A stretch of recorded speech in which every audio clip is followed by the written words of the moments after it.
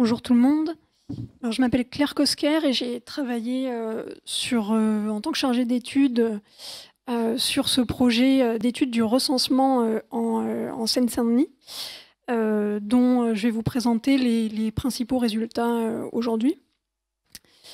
Alors, on s'est intéressé au recensement, premièrement parce qu'il s'agit d'un appareil statistique qui est on ne peut plus central pour la connaissance de la société et par voie de conséquence pour la conduite de l'action publique, mais également parce que c'est une opération qui met en jeu différents acteurs, et notamment nous des relations entre État d'une part, collectivité locale d'autre part, et population enfin. Et ce nœud relationnel, il est particulièrement important depuis la refonte du recensement au tournant des années 2000. Donc on est passé d'un recensement exhaustif tous les 5 ans à un recensement en continu par sondage en 2004. Et le deuxième aspect de cette refonte du recensement, c'était que les villes devenaient compétentes pour la collecte des données. C'était non plus l'INSEE donc, qui était compétente pour cette collecte des données. Et ce changement de compétence, en fait, a été associé à un renouvellement, ou du moins une reconfiguration des contestations sur le calcul des populations légales qui était produit par le recensement, en particulier sur un département qui est celui de la Seine-Saint-Denis. Donc ce recensement était accusé d'être défaillant et les critiques étaient de deux ordres, et vous allez voir assez différentes. Alors, premièrement, il y avait la critique locale du recensement par les maires des communes concernées eux-mêmes, qui estimaient donc que les populations légales sous-estimaient les populations qui résidaient effectivement sur le territoire des villes. Ce qu'il faut savoir, c'est que derrière, il y a un enjeu financier qui est important, puisque ce chiffre des populations légales est directement intégré au calcul de la dotation générale de fonctionnement, qui est une ressource très importante pour les villes. Donc sous-estimer les populations légales avait directement pour conséquence de diminuer la dotation générale de fonctionnement par rapport à ce à quoi les villes auraient pu avoir droit. Donc ça, c'est un premier ordre de critique du recensement.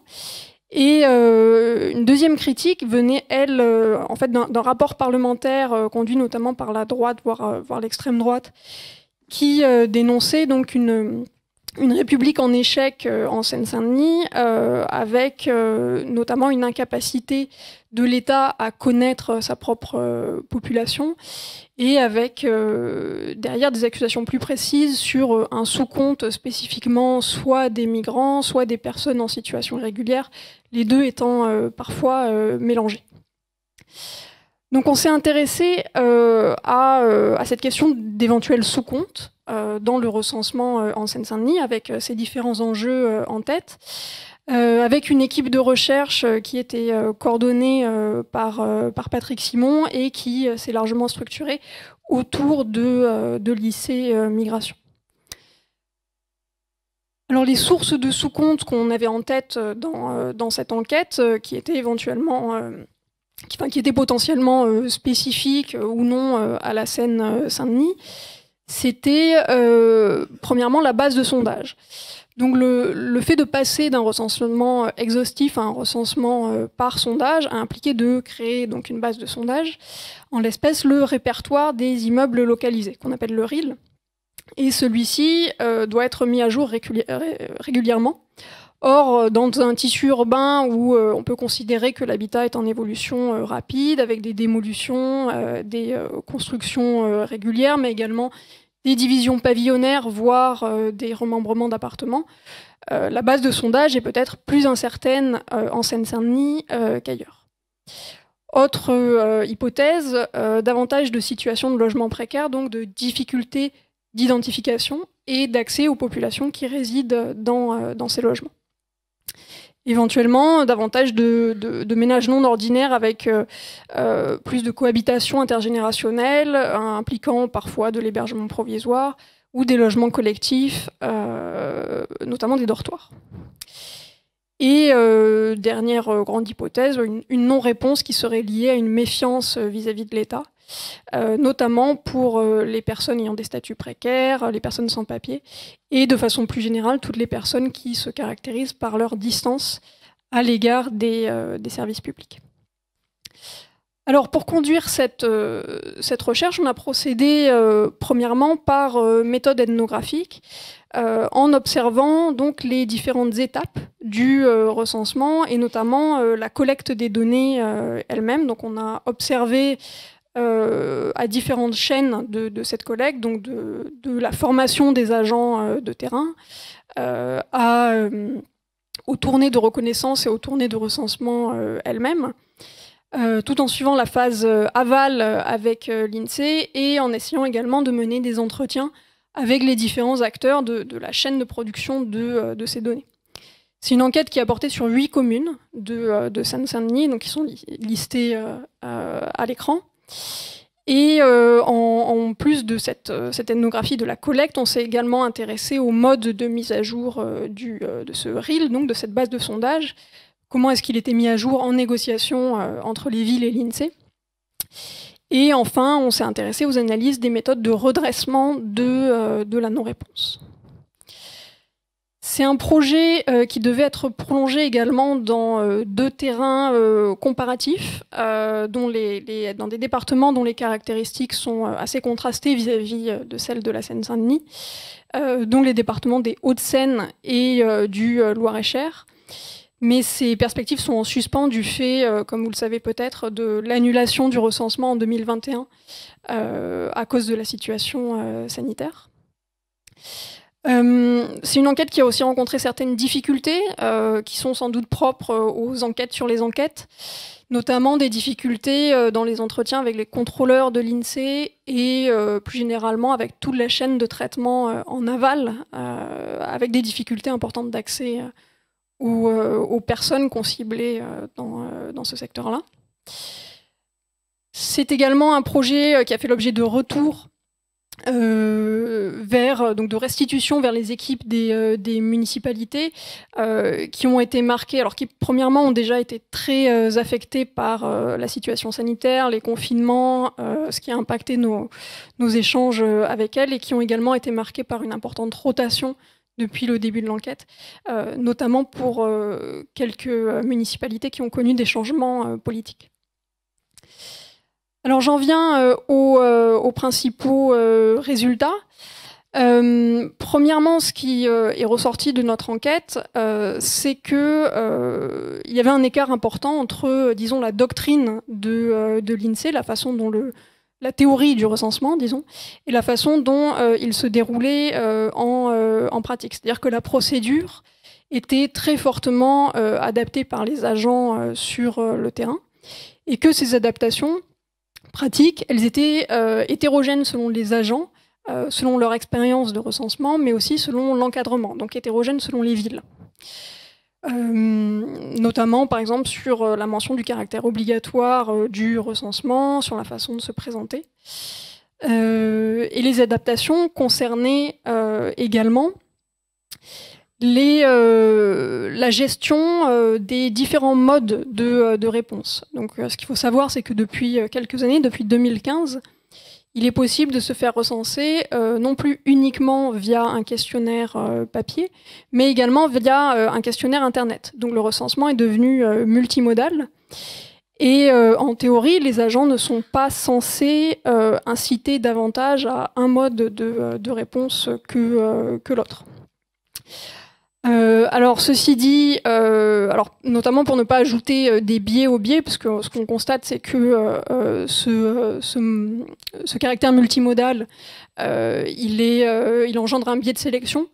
Donc on a une part de répondants qui choisissent Internet qui est marquée par des caractéristiques d'âge, donc relativement plus jeunes, des caractéristiques de diplôme également, donc relativement plus diplômés.